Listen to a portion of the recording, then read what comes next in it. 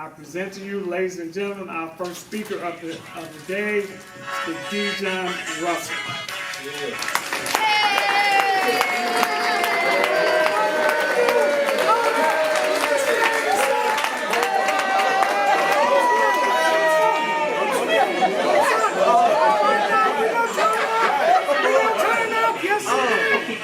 This might be American Red Cross, but we gonna get it done today. Amen. Mr. Lemons, we like the drugs.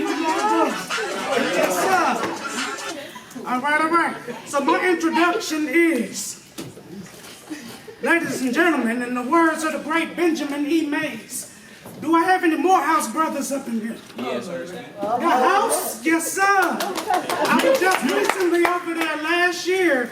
I had a chance to sit with Mr. Mark Moriel, National Urban League Director. He gave his State of the Address, and it was very profound in the Ray Charles Performing Arts Building. And I certainly have asserted as far as agreeing with what he had to say, especially dealing with us in the African American community. All right, now I say to this today. So good afternoon. I'm grateful for this opportunity to stand before you elite ladies and gentlemen. I want to say this. I come from a family of 14. My great-grandparents had 14 kids. So that's 7 boys and 7 girls. I want y'all to just kind of think on that. I know I said one of us, excuse me. All right. So let's see. So I didn't attend an HBCU, however, I am a technical student at the Georgia Piedmont Tech, adjacent to Georgia State. That's in Clarkston. I'm a major in recording arts and multimedia. All right. Let's see, do I got any Michiganders in here? Anybody from upstate? I know we got OH10 beside me. We're gonna kick their butt, you know, come football season. OH10 gonna get that whooping for sure. Alright? So as I said, my grandmother was one of the 7 of 14. She only went to school when it rained. She picked cotton in Forest City, Arkansas, right outside of West Memphis and in between North Little Rock. She went to the Philander Smith College. Okay.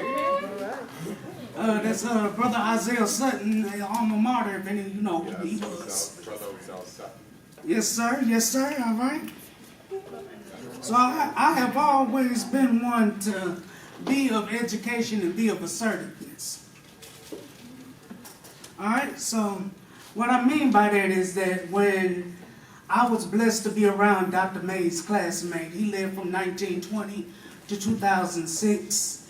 And as I think about him and late Dr. J. Muriel Spencer, C.T. Vivian, Dr. Joe Lowry, Dick Gregory, just being blessed to be in their presence as a young African-American man, be able to sit with them sometimes in between when we have conferences or meetings or what have you here in Atlanta. All right. So that we are at a moment in Black history, y'all. Y'all know we just had Essence Fest. It was my birthday weekend. We got cancers up here. Anybody a Cancer? July, where you at, July? Straight up, let's go. Capricorn. All right. That's all right. So, we just had Essence Fest, 30 years. Shout out to that dear brother Edward Lewis, founder of Essence Magazine. Many of you all know we've had Earl Graves, Black Enterprise, John Johnson. Of course, I know that's where the NABJ conference is going to be in Chicago. He founded Ebony and Jet magazine, formerly known as Negro Digest. He had a donation given to him by his mother to help him get started. And also, while we are here in the American Red Cross, let me just give y'all a brief history, all right? Is that all right with y'all? Can we get history 365, 24/7? Can I get something in there? Is this a HBCU? Is this a HBCU? All right. I'm going to tell y'all this, and I say this to my Toastmasters club. I ain't no bumper sticker preacher. I can't get down like that. That's the echo sentiments of Dr. Reverend William J. Barber, the Poor People's Campaign. I can't get down like that. I just can't just say something and then go off the cuff.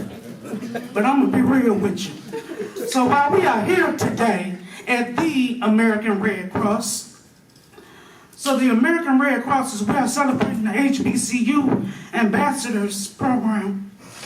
Let us not forget Miss Gwen T. Jackson. She was the first African American volunteer out of Milwaukee, Wisconsin.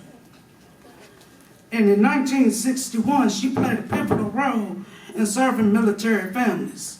Ms. Jackson held a variety of positions throughout the American Red Cross. She was appointed National Chairwoman of Volunteers. She was the first black woman to be appointed to the position which was established in 1953. To study downturn of volunteerism and providing of the blueprint for future and further growth. Here goes supporting during the Parisian Gulf War. She later became a member of the American National Red Cross Board of Governors. Now that sounds familiar because Toastmasters is a volunteer organization and we do have Board of Governors in there as we speak. So she was presented with the Cynthia Waddell Award given to outstanding Red Cross volunteers for her 50 years of dedication. All right? So let's see here.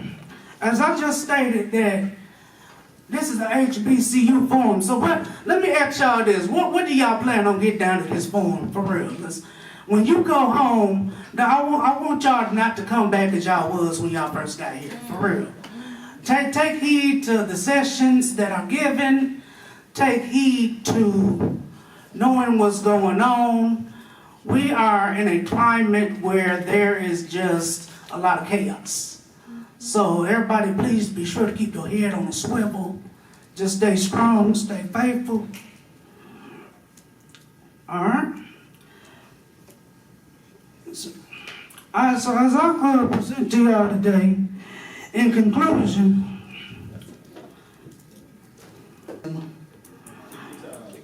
take your time.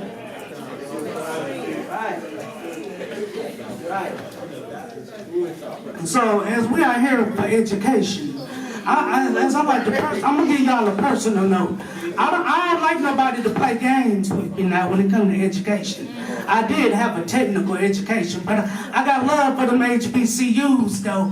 Believe that. I got Howard University, Morehouse, Spelman, all in my family. Come on now. And I heard that Madam Moderator Denise McLeod mention Brown versus the Board of Education. I couldn't help but think about the late great Thurgood Marshall. All right. Because see, that brother there, he paved the way for so many. He and I share the same birthday, like Bill Withers, like Megan Evers. Because see, if it wasn't for Brother Thurgood Marshall, we wouldn't be all gathered here today. And I think about that when we got education that's funded by the Georgia Lottery. And when I speak on that because had it not been for Thurgood Marshall, we wouldn't be where we are. I want y'all to think on that, really knee deep, conceptualize that, having assert of what's going on right now. See, we had Nicole Hannah-Jones. She gave a speech here in Atlanta, 1619. We got about 2019, about 405, 406. When many Africans came over here that were slaves. And you just think about that. We still got a lot to do. And I said that when I was escorting Dr. Lowry during the 50th March on Washington anniversary, and I spoke before him and Congressman Hank Johnson. I said, y'all, we still got a lot to do. Dr. Lowry spoke on when he was at the Jimmy Carter Center the year before that, 2012. He talked about giving up and not quitting and just being able to just charge forth to the mountain and just keep pushing. All right, so I just want to say, HBCU, can I get a you know? HBCU? You know. All right. Peace and love in my late Curtis Mayfield voice. Thank you. Madam Speaker, back to you.